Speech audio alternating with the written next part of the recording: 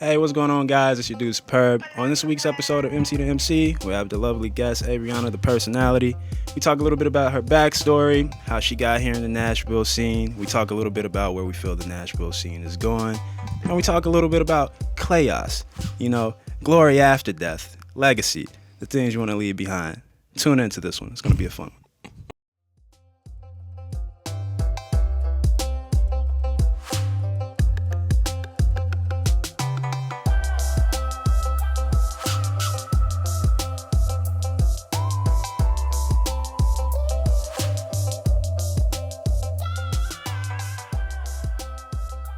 Hey, what's going on, peoples? It's your dude Superb, old time over here, and we got a lovely guest today, Averianna The Personality. How you doing? I'm good. How are you guys? I'm good. I'm doing good. You know what I'm saying? As I like to say, keeping it live in the 615. You know what I'm saying? Keeping it live.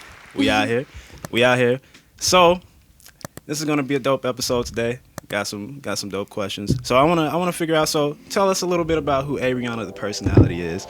Averianna The Personality, she is a super entrepreneur. She is just diving into the entertainment industry and media in every aspect, from film, TV production, radio now, TV, the newsroom. So she surprises me every day just about making those connections and just doing her thing. Nashville native? Yes, born and raised. Born and raised. Yes. Born and raised. Okay. And I think you said you went to TSU? MT. Mm-hmm. Middle Tennessee State, yeah. Okay. So Debria went there. Yes. Is that how y'all met? Yes, TSU? we met. We actually met there. We created a bond more so when I moved back from LA, but she is phenomenal, and that is where I met her. But she kind of I started seeing her once I was in LA, that she was doing everything that I was doing at MT. So we kind of connected through hashtags, and then she's my mentee. That's what she said. She said you're the mentor. Okay. So y'all very similar. Social media person. I mean, the numbers up there. Y'all they're hosting. She is far beyond me, but yeah. Yeah. So. All right, so it seems like you didn't do radio first. So how did that come into play? Once again, Averianna doing what she doing. No, but I went to MT for multimedia journalism, so I got a bachelor's degree in that. And then I moved straight from. I didn't have a news job. I didn't, land my first news job like most of my other colleagues. So I was like, okay, well, I know I don't necessarily want to do hard news. I want to do entertainment news. So I packed up my stuff, found an apartment on Craigslist, and I moved out to LA. And then I just was working a regular job, and then I got into seat filling. And then from that, I would start doing PA work on all the shows that we watched. Steve Harvey, The Doctors, Dr. Phil, just all the shows that was TKO and stuff like that. So I was working the behind the scenes, and that's how I was making my money. Yeah. How hectic is that? No, well, it's actually not as bad because everything is in the same vicinity. Most of the shows we watch shoot next to each other. So it's not like you got to go everywhere. The pay is amazing because you pay cash. So it's just okay, thank you. Thank you for your time. So that was pretty cool. And from there, I was like, okay, this is what I want to do. I started landing red carpet gigs, networking and stuff. And then I just kind of stayed there. When I came back to Nashville, I worked as Kelly Pickler and being Aaron's personal assistant for the show. And so that was kind of sustaining me. I still was in the industry, learning and picking up on different jobs, new jobs that I didn't even know existed. So just being a part of a big set, it just exposed you to a lot of different things. So from there, I just kept the entrepreneurship, everything that I soaked up, everything that I learned, I just soaked it up and then started presenting it from my own perspective. All right. So you was just adapting, moving and flowing, going around. So So was there anybody who ever told you yo, you got a voice for radio? Was there nobody ever just said that? You just kind of went straight into it? Yeah, because I was doing TV. I worked for a news station right before COVID, but it was a smaller station and things didn't work out. So we just went separate ways, and that's kind of when the radio situation landed. So 99.3, the streets. Okay. So going into that, how long have you been with them? Almost a year now in August. So. Okay. And I see you do like interviews and stuff like that. So like, how's that for you? Like, so when I kind of like transitioned my red carpet interviews to Zoom interviews because we were doing COVID and we couldn't connect any other way, and so that's what was going on. And Zoom was like, everybody's like, get on Zoom meeting, Zoom. So I was like, okay, and it was a free platform, and so I started to use my connections that I had met, on the carpets over the times. Now that they're representing the mainstream artists in the industry, I'm like, hey, got this radio, so we're part of the Streets fam. Can we, snag your artist? And just one saw one person, and that person saw that person. It was like, okay, and then so it just kind of that's how I got rolling. Oh, I feel social media is very powerful. It's amazing what can happen over a hashtag. Yep. Yeah. I feel like a lot of that. Yeah. So it just sounds like a lot of shit. I mean, it's divine. It's divine. Bro, I be saying that shit all the time. Bro, there's some divine shit going on right now. Yeah. Divine's on here? Oh, you know what I'm saying? Yeah, this shirt says a lot of things, man.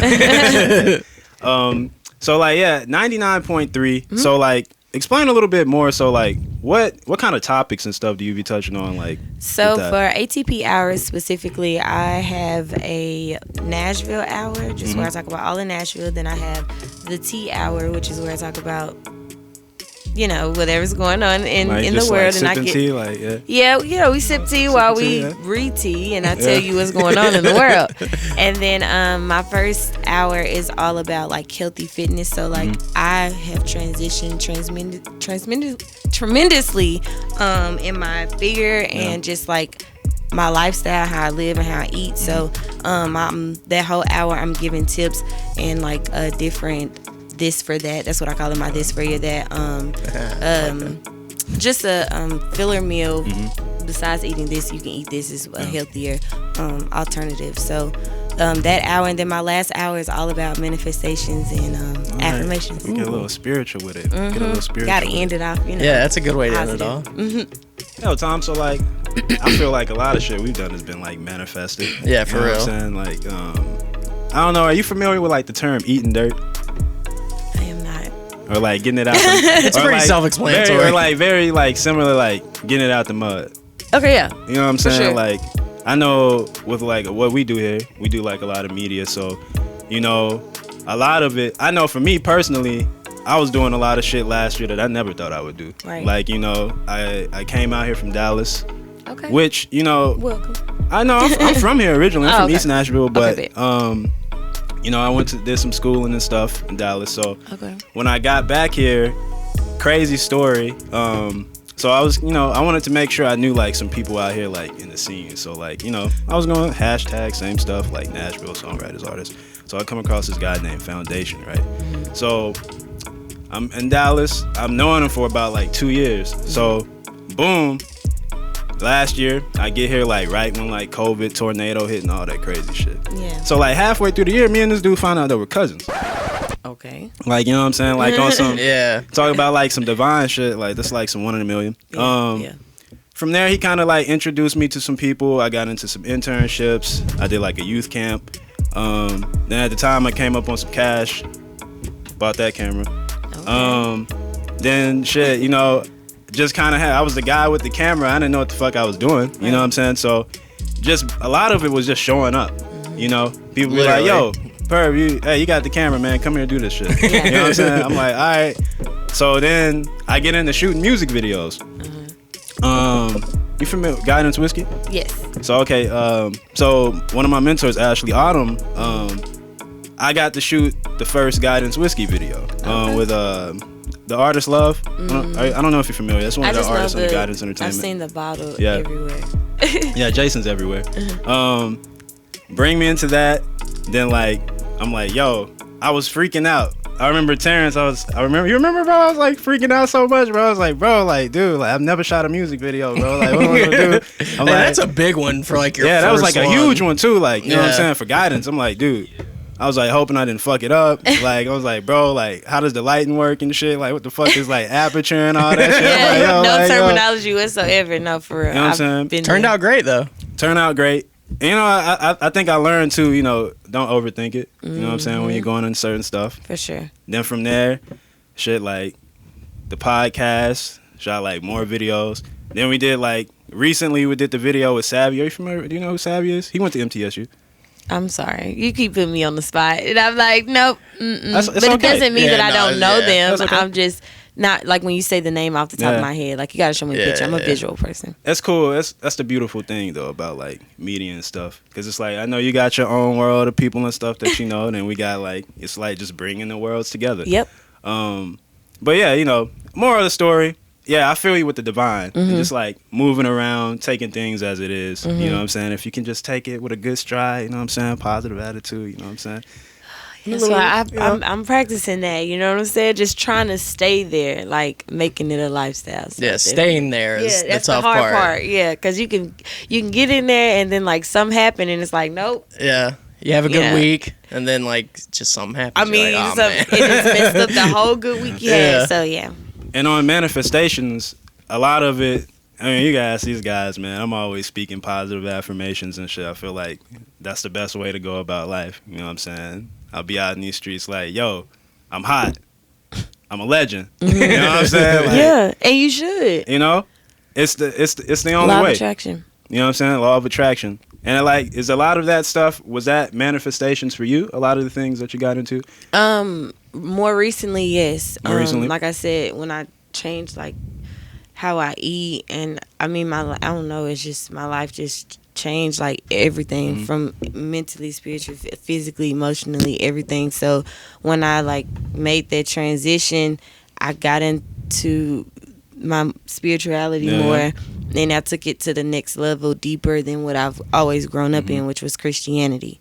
So from making that transition and like knowledge is power. So finding out more knowledge and just continuing to learn, and I'm like, yo, I'm trying to convince people around me, and it's like, no, God, it's like, this is your journey. Like, you can't, you know what I'm saying? So, definitely, when it just was a 360. It's like, I don't know. It's literally like my life just flipped. Just one way, and it just flipped. Like, and now I can look back and be like, oh my gosh, like, okay, God, I see what you're doing here. So, but yeah. So like the diet thing. So like vegan, vegetarian lifestyle. What is it like? So when I was trying to change my lifestyle, I was a vegetarian. Okay. So and then like I started to slim down. I was like, ooh, okay, I'm just do pescatarian, eat little fish, you know what I'm saying? And then so I'm never really, I eat chicken from time to time. Like I'm not going out and buy it, but like if it's I do bad if it's on sale. But I try to stay away from chicken. So it's not something that I'm eating every day. Fish is fish and vegetables is like the majority of my diet. I did veganism for like a solid 7 months. Ooh, okay. And what did you eat? I did it cold turkey too. Like I went right into it because at the time I was working at this record store Forever Young, and I was at the warehouse location. I remember I was just eating like shit. Like I mean every day, Wendy's, like 4 for $4. Wendy's 4 for $4. Wendy's 4 for $4. The classic. Oh my gosh! Tearing that shit up every day. The same one though. What burger you get? Nah, it wasn't even the burger. I was getting the crispy chicken BOT. Okay. You know what I'm saying? The fact that I know exactly what you're talking about. The crispy chicken BOT every day. I was like, damn, bro, like I feel like shit. So like, you know what I'm saying? I went cold turkey with it. And you know, during that time, I feel like I got really heavy into like meditation.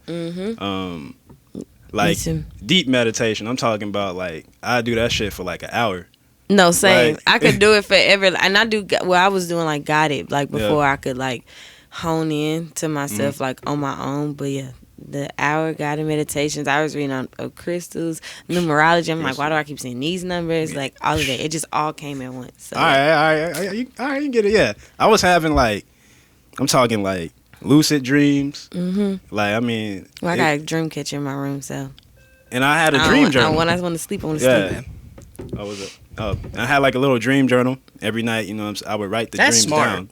That's smart because I always forget mine. What you're supposed to say. Yeah, what you're supposed to remember when you get up. Yeah, because that's how you make the dream recall better. That's like the whole like scientific aspect of it. So it's like when you know, like sometimes you'll have the dream, then you wake up, then you kind of like vaguely. Yeah, you like, did I dream that or did I not? Yeah. Like immediately when I wake up, I'm like, oh, that was awesome. Yeah. And then I'm like, what I don't remember. Immediately I'm like, I lost it. It goes, yeah. By the time the middle of the day hit, you know, you forget. But the whole process is like, you know, you wake up, you journal a little bit, you know what I'm saying? You do it again the next day, you keep doing it. Then it gets to a point where it's like, all right, you're waking up and you're being able to recall these dreams. Then it gets to a point where you're like, oh, fuck, like, I'm moving around in these dreams. Yeah. Or I feel like at least I had an experience like that. It was a couple things where I'm like, oh, shit. This ain't the real world. It's the dream world. Yeah. But I'm aware of it. Yeah, but you're keenly aware it feels real for it too. Yeah, you know. Yeah. But that kind of terrifies me. It terrifies you. Yeah. Why you say that? I don't know if I want that much control over my dreams, you know? Yeah. To me, it was like, so this is what I was searching scary. for. And this is what we was talking about with like Alexander 12 and like Taylor in the Rain a couple weeks ago. It was the whole reason why I was on it. I wanted a full 24-hour day. So it was like, think about it like this. So you're living in the physical world, you know, and you're doing all your plans and you're thinking. So my whole thing was like, all right, I want to be able to go from this physical world, go dream, and still be able to like work on plans and ideas in my dream state or a spiritual state. But in that state, you're supposed to already be doing it. Like the physical world is is the process. Your dreams is the fruits of your, well, at least that's how I see it. Like my dreams are where I'm going to, is my future self being like, hey girl, this is what you coming to, see you when you get here, you know what I'm saying, type stuff. So I mean, I guess, you know, it's just all about perception, but definitely gonna take away that dream book, dream notebook, journaling, journal, you know what I'm saying? Dream journal next to my bed. Are you a believer of astrology? Yeah. What you say? Wait, no, you told me. Pisces. My sign, yes. Pisces. Yep. Very spiritual signs. I feel like every time, like I'm a Leo, so you know, I feel like every time I'm around, like I add that little water to you. The water, the earth signs. I feel like I kind of got to tone it down a little bit, you know. Moon, you know your moon? My moon is a Aquarius. My rising is a Cancer. I have an Aquarius moon. Oh, okay. So, all right, we can vibe intellectually. All right, on some like, okay. Yeah. All right. We can have those intellectual conversations. Intellectual, deep, you know, thinking towards the future. Yeah. Humanitarian causes, you know, things like that. For sure, That's one of my goals personally. I want a key to the city of Nashville. So it's like, I need a key to the city of Nashville, guys. You know, help me. Speak that out. You know I'm going to get. I will be. You know, and it's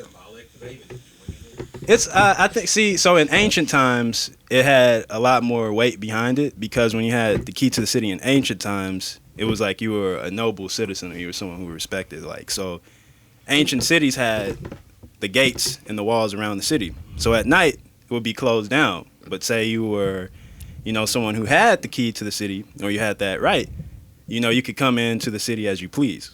You know, they would have gates and entrances for people who had keys to the city. Yeah, it's like a that's it. Nowadays, I guess it doesn't really mean too much, you know, but it means a lot to me, guys. You know, I mean in the sense of like, you know, the walls and all that shit in here, but I mean like it is a certain level of notoriety and things like that, and you know, when you get that is a big accomplishment. Yeah, for self. So like my I guess my idea or my want for it would be solely for me to know, you know, like a personal thing, not more so as like for like whatever it comes with, you know what I'm saying? It's just like I put in that work because I know where I come from. I know that this was not, I ain't see this coming, you know what I'm saying? Or I know that this is not something to be taken lightly. Like I have to like celebrate the accomplishments or whatever. So so you do so all right, since we're talking keys to the city, got a question on. You think they make the copies at like Home Depot? Look, I'll get you a duplicate. So on 99.3 you do a segment where you talk about like different businesses and things like that going on in Nashville. So like, all right, we're speaking keys to the city. So what kind of like nonprofits or like, you know, any kind of organization, do you know any kind of organizations or anything like that, like some nonprofits, community work, things like that? Yeah, I mean, I know it's so many. Just the North Wall, like they're having an event Sunday. next Saturday, that we're going to be broadcasting live there just to give back. It's dedicated to artists in the city who paint the murals. Okay. And so it's going to be a dope event. It's kind of like, so to speak, a block party. But North Wall, and then I just had it's called Now Opportunities Can Exist. That's another nonprofit organization. I just interviewed the co-founder, Miss Odigio. Okay. That's Shouts it, right? out. Cool name. Let me just think. Yeah, whatever. It's a lot of different organizations that the Gideon's Army. I think I saw you mention that, and I was going through the IG. I think you mentioned that in an interview. Mm-hmm. I don't know if someone was interviewing you or you were interviewing them. I was but you mentioned interviewing one of the members. Okay. Gideon's Army. So what do they do exactly? They are just our community leaders, our community protectors. They do a lot as far as like taking care of the kids, making sure every child has things, for school, making sure they're fed through the pandemic, just giving back, just always on the forefront of wherever there's a need, they're there to try to take care of it. Okay, so especially in the North Nashville community, but they do it everywhere, and they partner with a lot of different other groups. So the doors are open for help with some of these people, because I ask because like I want to know this for volunteer. Yeah, reach out to them on their social media, Instagram. Okay. I'm telling you, social media is power. Reach out to them, and I'm pretty sure they can set you up with ways you can assist. Can I tell them Averianna sent me? Tell them Averianna. I feel like okay, that helped me out a little bit. Yeah, well, you helping them out, so it shouldn't be anything. I feel like you know what I'm saying, sometimes you got to vet people, but when you got that name, if you're like, that person. Okay, I got you, You know what I'm saying? They're like, all right. Yeah, the little name job. Let me just go ahead and let you know who told me about it. All right, if this guy knows this person, I think we can trust him. Right. We ain't got to fill him out as hard. All right. We ain't gotta do too much. Yeah. So like, okay, moving from that. So I don't know if you see it, but personally, I think like Nashville has like a creative renaissance kind of going on right now. True. Yeah, I feel like from like art community, a lot of different fashion designers and things I'm running into, and I feel like a lot of the artists here are doing some really cool music at this time. You come from like older Nashville, you got guys like Young Buck and like Starlito and shit, whereas like just like two artists, and then now we like breaking the glass ceiling. It's plenty to choose from. You got Lotus back there over there in the corner. You know what I'm saying? Another Nashville artist. Then you got, and it's like a whole different wave too that the artists are coming with now. Everybody got like their own sound. Yep. You know what I'm saying? You know what? While we got Lotus here, shouts out to Crimson as well. You know what I'm saying? Shout out to Creme de la Creme. You know what I'm saying? A lot of the people I be running to and shit, I be knowing who they are before they even know me. Because it's like, before I moved back here, I made it intentional to like study the scene. Yeah. So it was like, so you up on you know what I'm saying? I be running in niggas. Like, when Lotus came up to say, I don't even think you know who I was. I was just like, oh, Lotus, what's good? But, it's just that whole thing to me, like community, man. Like, being like working a together. spark to it. You know what I'm saying? Like, knowing what's going on, and bringing it together. Yep. Like a big thing I'm studying right now is like project management. Okay. So it's like getting into like executive, like, you know what I'm saying? I've never been the guy where I felt like, yo, I got to be the one doing all the shit. Like, you know what I'm saying? I ain't never felt like I had to have all the shine on me, you know what I'm saying? Yeah. It's more so like, no, do your thing, man. You be great. I just want to see people being great together. Yeah. That's my thing. We're housed under one umbrella of Nashville, but everybody's doing their own personal little niche to make it all come together. Yeah. So, like, what are your, like, views on, like, Nashville? Like, just the whole creative, like, scope of it. Where do you feel like it's going? Up. For sure. I just know we've been stagnant. I'm gonna say stagnant. Like, we made a mark. We're Music City, so obviously we were something. You know what I'm saying? But as far as like expounding on Music City and involving every aspect of music, every genre. You know what I'm saying? Not just home of country music.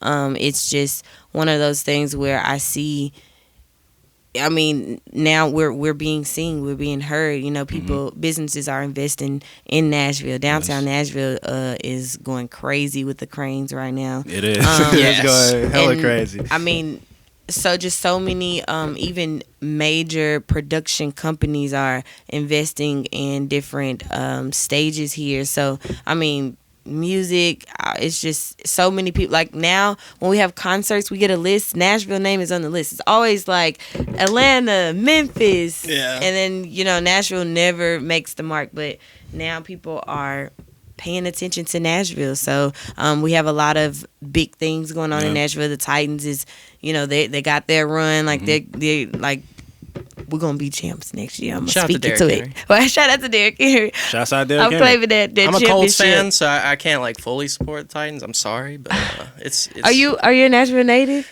No. Okay, it's fair. It's fine. I'm a transfer. It's okay. I be saying all the time, like, yo, I think it's cool that, you know, a lot of people are moving like Nashville. Yeah, because it's like it's adding some flavor. Right. You know what I'm saying? That's what I'm saying. That. So yeah, just having all these major things with Eddie George being at TSU, that's a lot of publicity. That was all on ESPN, you know, when he announced his leadership in the football staff at TSU. So we got Master P's son playing on the basketball team at TSU. So a lot of major mainstream people are in Nashville permanently. So yeah. Hey yo, all right. I'm having fun. All right, y'all. We're gonna take a quick little commercial break, y'all, and we're gonna get right back to this thing. So, yeah, you know what I'm saying. Did you just find out your track isn't what you thought it was? Don't worry. We got samples for that.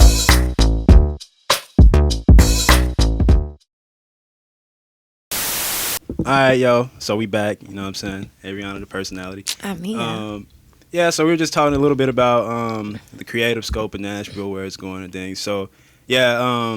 What was that? I guess that was about a week ago now at this point, or two. I met you at the Trap Museum. Escape the Trap. Escape the Trap. Off of Jefferson Street. Street. How did you get into that whole situation there? How did they? So like I was leaving Slim and Huskies one day with my friend, and the head of marketing was out there, you know, telling people about Escape the Trap, you know, just trying to get people out there, I assume. And I just so happened to work for Streets 993, and then so we set up a Zoom meeting, and then we did the coverage, live coverage for the grand opening that weekend. So that's kind of how we got involved, and then of course we were invited to the media night. Yeah. And now you say, we said this off camera, but you say you made it to the kitchen. Yeah, I ain't escaped the trap. No, That's what he want to tell y'all. I didn't escape the trap. I didn't escape the trap either. But he made it further than me, guys. I made it further than the kitchen. Is it like clues? I don't. Is it like clues? Yeah, or so like you have trivia? to find it's true. It's all of that. So you have to find the clues within a room, and it's telling you how to escape the trap. But you just gotta follow the clues, and it's gonna lead you out. That's pretty cool. See, that's my whole thing I was trying to figure out before I came to that event, because I was confused as to, it's a museum too, right? No, so the Trap Museum is in Atlanta. That's in Atlanta. So it originated from the Trap Museum, and then he made a branch of Escape the Trap. So the first one is in Atlanta, and then he have one here. Okay, that's what I was, because when I was in there, I was thinking it was a museum, because I know they had like the pictures of like Gucci Man and like 2 Chainz that's a part of the shit. house. That's in the Trap House. When they was young, you know what I'm saying? I'm thinking that was a museum. I'm like, all right, cool. Got some nice pictures in. Cool, this is interesting. Never seen these. Cool little, you know what I'm saying? Then, you go into the trap, and then you got grandma there and shit. You know what I'm saying? I can't give away too much of the details. He's trying to give it away, and I don't want no parts. Listen, I was not a part of this conversation. Look, all I'm saying is, what's up, G-Ma? I'm not gonna give away any more details. All I'm saying is, go get your ticket. Yeah, get the ticket and escape the trap. It did Make look sure really cool. No, I was editing a video for it, and it looked really dope. You just gotta make sure you got the right group. I didn't get no footage. No of the footage inside, thing. But just like. I mean, hey, I'm just saying, make sure you go with the right group. That's all I'm saying. Because you're not gonna escape. Just. Look, I think they set us up that day though. I'm a little mad because there was free drinks and food, and I had a few of them drinks, and I think if I didn't, I would have been a little bit more. You know what I'm saying? I would have had some clarity to get through that. Yeah, you would have been more head straight. Yeah, I wasn't there. The whole group wasn't there. I'm not gonna blame it on that. I just say I shout out to the group that I went with. Shout out to y'all. But I feel like I needed some more street educated people in my group so we can make it through. You know what I'm saying? Because I don't know everything. Yeah, I mean, shouts out to Escape the Trap. And you know, I think it's a cool thing having that on Jefferson Street. I actually watched a Jefferson Street documentary recently. It was on PBS. Okay. Yeah. Channel 8. I watched it online. Okay. But it just talked about, you know, the whole history of Jefferson Street. And what did you learn?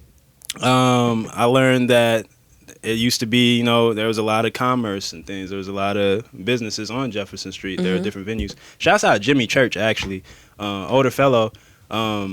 He played with my dad in bands and stuff too, but he actually played with Jimi Hendrix on Jefferson Street, and he was telling me that story. And that was so cool to me because it's like, oh, damn. For one, I think it's cool that my dad played with this guy. Yeah. But it's like Jimmy Church, he's like, this guy's like 80 or something. And, you know, he's telling me about Jimi Hendrix before he was Jimi Hendrix. And it was fucking me up because he was just like, yeah, man, this little young kid, this guy was wild, man. He was like, that cat was way out, man. That guy was way ahead of his time. This little kid, man, he was coming on the stage, man, licking his guitar and breaking speakers and shit, talking about, man, you hear the sound, man, but it's the sound, man. It's the sound. Like, you know what I'm saying? Like, fresh out the army, back, you know, and then it's just cool knowing that history was there. And, you know, of course, they built the highway and things over there, and that kind of, you know, messed up things there. But, you know, getting things like Escape the Trap, coming back to Jefferson Street and other businesses, hopefully it can return back to the glory days. And I think Buchanan Street is kind of... Wait a minute, who street? I said that wrong, didn't I? Buchanan. Okay. Yeah, my bad. Buchanan. It don't matter. You know what I was talking about. Look, I think that is like... I feel like that street pays like homage to Jefferson Street or something. Yeah, it's kind of, I don't know, like the correlation of the streets, but they're prominent streets like that.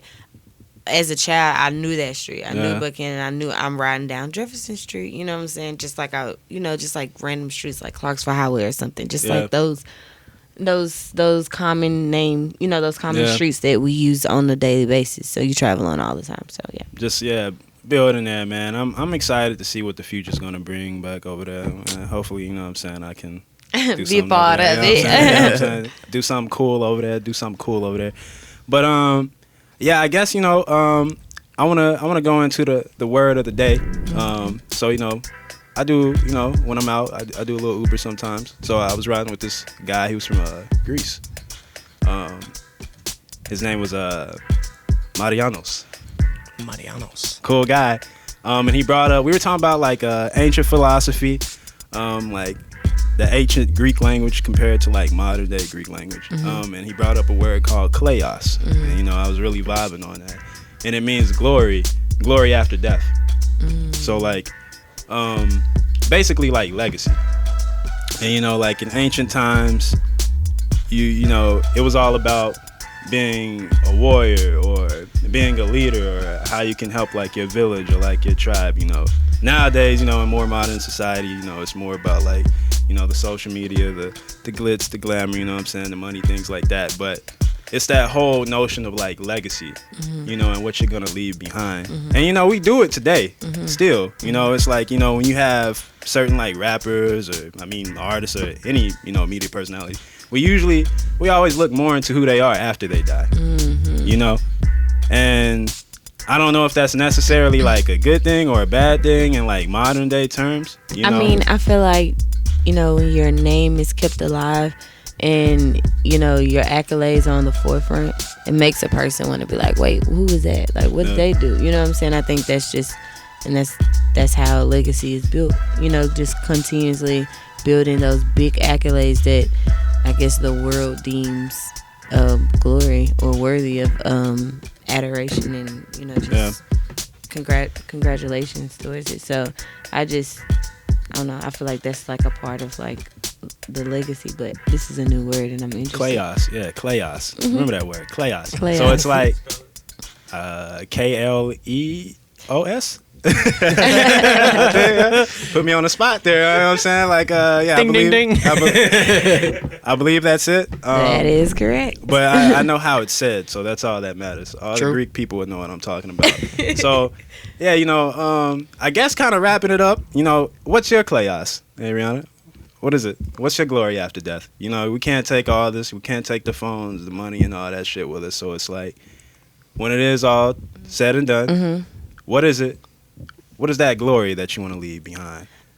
Just knowing that I stamped my city in a positive way, and I was a part of breaking that glass ceiling for the hip hop culture in Nashville.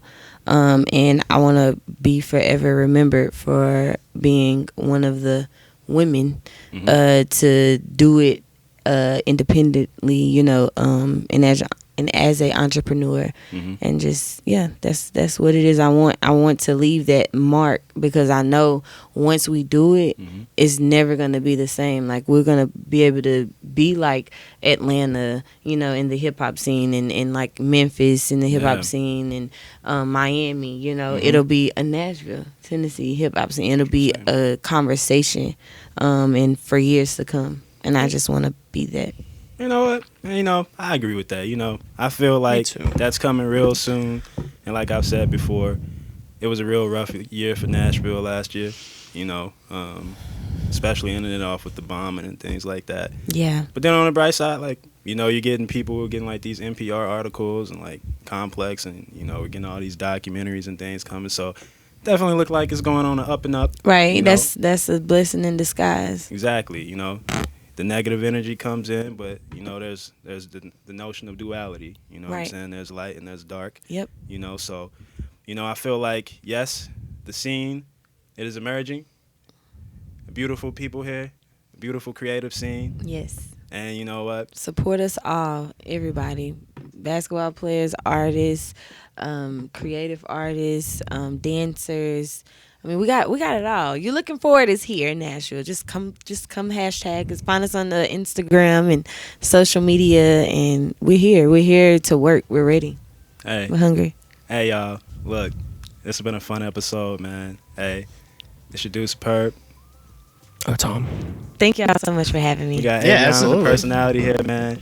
Hey, you know, we keeping it alive in the 615, man. We're going to catch y'all next week on another episode of MC to MC, man. Peace. Hey.